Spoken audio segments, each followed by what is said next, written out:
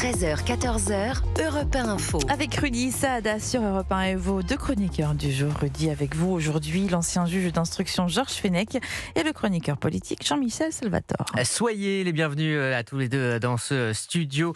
12 millions de personnes étaient devant leur écran hier soir à 20h pour suivre l'allocution du président Macron. Je le disais il y a quelques instants, c'est 3 millions de plus que pour les vœux de fin décembre dernier. C'est avec une certaine gravité que le président s'est adressé aux Français.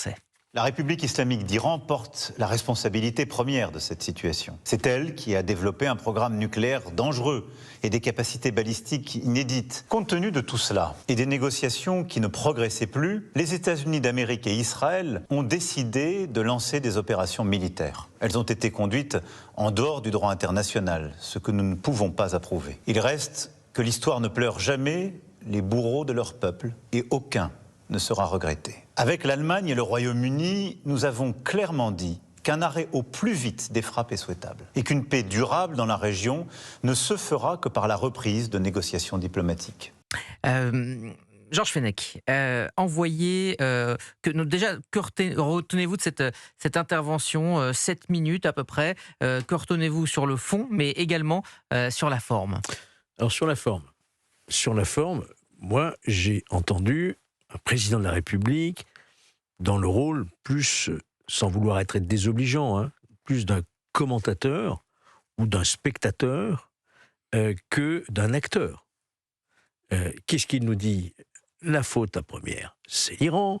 Ils ont réagi en dehors du cadre. Tout ça, on le sait. On le sait. Moi, ce qui m'importait du président de la République, c'est de savoir maintenant que fait la France. Comment la France et l'Europe reprennent un rôle dans ce qui est un conflit mondial aujourd'hui, puisqu'il s'étend régionalement, etc.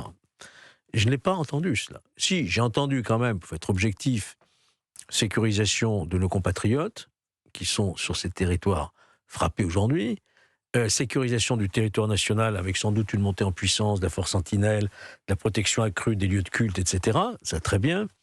Mais pour le reste, voilà, on est engagé par un traité avec les Émirats, très bien. On va leur prêter aide et assistance, mais on sent très bien qu'on est en dehors du jeu, quoi. Et ça, mais je trouve que ça fait mal. Cette arrivée du Charles de Gaulle en Méditerranée, ce n'est pas une manière de dire qu'on existe, qu'on est là et qu'on fait notre partie du travail, c'est-à-dire protéger l'Union européenne, c'est-à-dire Chypre. On va voir comment tout cela va s'intégrer. Le Charles de Gaulle, quand même, s'intégrer dans l'armada américaine. Il n'y aura qu'un seul commandement unifié. Il ne peut pas y avoir deux commandements, vous comprenez?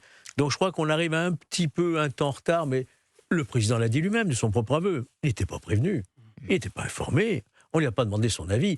Encore une raison de déplorer que nous sommes à côté de l'histoire. Jean-Michel Salvatore. Alors moi, je serais peut-être un peu moins sévère. C'est vrai que la première réaction du président dimanche était confondante quand il a dit que la France était ni informée ni impliquée par les opérations américaines et israéliennes. Et là, j'ai trouvé que son propos était assez prudent, enfin très prudent, millimétré, mais j'ai quand même trouvé qu'il a dit des choses, tout en essayant de rester le plus loin possible de ce conflit qui n'est quand même pas le nôtre. Et moi, je trouve qu'il a pris quand même des initiatives qui sont assez forte. Bon, le Charles de Gaulle, évidemment, et là, bien sûr qu'il y a un risque. Il va y avoir le Charles de Gaulle qui va arriver avec les 40 Rafales, mais imaginez que le Charles de Gaulle soit attaqué, on sera impliqué dans des opérations militaires. Ça, c'est la première initiative que moi, je trouve plutôt bienvenue. Le fait de dire, on a des accords internationaux, notamment avec les Émirats arabes, à qui on a vendu des Rafales, et donc on doit honorer ces accords. Moi, je pense que c'est évidemment le bon sens. Il a pris aussi une troisième initiative qui est aussi importante sur le pétrole, quand il a dit la France est prête éventuellement, la France est prête à participer à des opérations de sécurisation du détroit d'Ormuz, parce qu'on voit bien que là, le détroit d'Ormuz est bloqué et que lorsqu'on bloque le détroit d'Ormuz, on bloque finalement le pétrole et on fait monter les cours. Donc, vous voyez, moi, je trouve que quand même, Georges... Vous êtes dans le ton, finalement, de la classe politique. On en parle juste après une petite pause. J'ai une critique à faire, ce qui vient d'être. Eh bien, ça sera après la pause. Vous restez bien avec nous, la suite de Europe 1 Info avec Rudy Saada, ses chroniqueurs dans un instant. 13h28 sur Europe 1. Appartement. 13h, 14h, Europe 1 Info. Il est 13h33 sur Europe 1. Vous écoutez Rudy Saada et ses deux chroniqueurs, Jean-Michel Salvatore et Georges Fenech. Et nous étions en train de commenter l'intervention présidentielle, un peu plus de 7 minutes. Une intervention qui a été saluée par la classe politique. Mais juste avant la pause, Georges Fenech, vous aviez une critique à émettre. Très amicalement, je voudrais dire à Alors non pas à Emmanuel Macron, mais à Jean-Michel Salvatore. Jean-Michel Salvatore, je voudrais lui dire que je suis d'accord sur l'ensemble de ce qui est entendu, sauf sur un point quand vous le dites, c'est un conflit qui ne nous concerne pas, qui ne nous touche pas. Je suis désolé, l'Iran, ça fait 40 ans que l'Iran nous mène une guerre asymétrique en France, sur notre territoire. Faut-il vous rappeler le Hezbollah, les attentats, Georges Ibrahim Abdallah, le Drakkar, combien de dizaines de militaires morts, etc.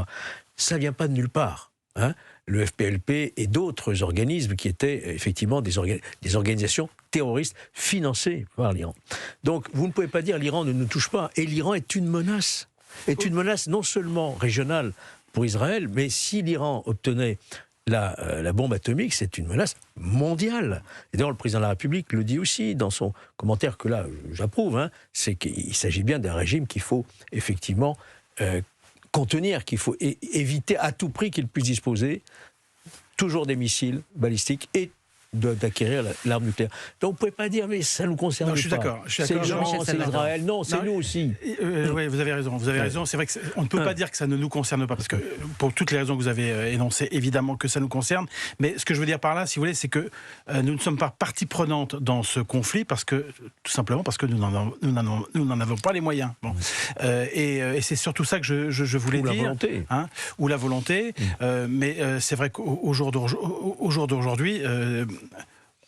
Enfin, on ne peut pas dire autre chose que ça n'est pas notre guerre. Et donc, d'un côté, on doit participer à notre place en fonction des intérêts qu'on a à défendre, notamment les accords avec les Émirats Arabes Unis, le pétrole, etc. Mais sans se laisser entraîner dans ce que Mitterrand appelait la logique de guerre, parce que finalement, on n'est pas prêt et on n'en a pas les moyens. Cela dit, je modère un petit peu aussi ce que je disais sur Macron. Il y a une chose qui m'a quand même un petit peu choqué dans ce qu'il a dit, c'est toujours cette espèce de maniement du en même temps. C'est-à-dire que d'un côté, on dit on ne regrettera pas les bourreaux, et là il parlait de Khamenei, mais d'un autre côté, l'état de droit n'est pas respecté. Donc oui, mais enfin c'est l'un ou l'autre, ça peut pas être l'un et l'autre. Qu'est-ce que nous dit l'état de droit, Jean-Michel? Qu'est-ce qu'il nous dit? Il nous dit que pour engager une action militaire sur le plan international, il faut avoir un mandat de l'ONU. On est bien d'accord. Absolument, ouais. Mais est-ce que là, c'est une action militaire? Est-ce que ça n'est pas un acte, moi je l'aperçois comme ça, un acte de légitime défense préventive? Vous avez un pays qui, dans sa charte, c'est la destruction de l'État d'Israël. Vous avez un pays qui avance vers l'arme nucléaire. Et vous allez demander l'autorisation à toute l'organisation onusienne, aux Français, aux Britanniques. Est-ce que je peux empêcher le drame mondial qui risque de se produire? C'est un acte de défense légitime. Je suis d'accord. Je me faisais l'interprète de ce qu'a dit Macron. Je ne suis pas, je ne suis pas son porte-parole. Alors, écoute... Donc, de ce point de vue-là, je suis tout à fait d'accord. Mais c'est vrai que quand on écoute Trump, on est un petit peu perturbé quand il essaye de nous expliquer quelles sont ses motivations. Ses motivations, parce que à certains moments, il a effectivement dit que elles ont évolué. Que les Iraniens étaient sur le point d'avoir la bombe et que il l'aurait peut-être eu dans un mois. Bon, ce que personne ne croit vraiment plausible. C'est vrai qu'il a beaucoup évolué dans son explication et dans ses mobiles de guerre, même si au fond, si vous voulez, la raison principale et essentielle de cette guerre, c'est d'empêcher les Iraniens d'avoir une bombe atomique dont ils se serviront de toute façon. Ils l'ont toujours dit. Bien sûr.